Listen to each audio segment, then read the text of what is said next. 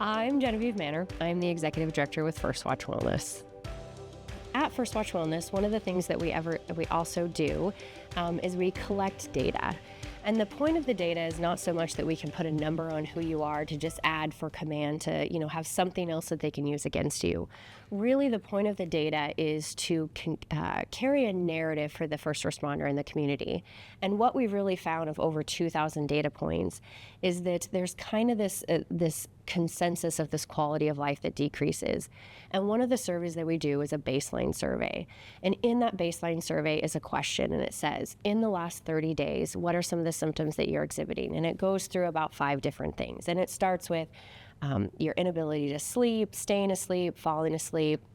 It kind of goes into anger outbursts, irritability, and then it moves into, don't enjoy certain activities, loss of enjoyment in activities, avoidance, isolation, and then it moves into kind of those behavioral addictions. And really what we want to encourage people to do is to be honest and authentic in what is going on. And what we find is that across over 2,000 data points, that 65% of first responders, that's police, fire, dispatch, corrections, have a decrease in quality of life where they're avoiding, isolating, and they don't enjoy the same activities that they enjoyed.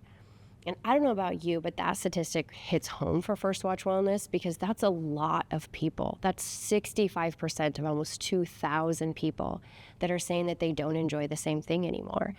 And at First Watch Wellness, we want to change that statistic because for that piece, the next step is the quality of life decreases so much that the hopelessness, the behavioral addictions, the drug, the alcohol, turning towards all of that numbing turns to the point where the suicide rates among first responders are significant. And the point of First Watch Wellness is to stop that statistic or at least decrease it, that we can provide the support for that. And one of the things that we want to recognize is with the health of the department, it tells us with the data. So if one department across the board, whether they're 500 employees or we have 100 employees, statistically, that's a pretty common. And the reason it's common is because what the data tells us is that is your body's natural response as you go through some of the stuff that you see on a consistent basis.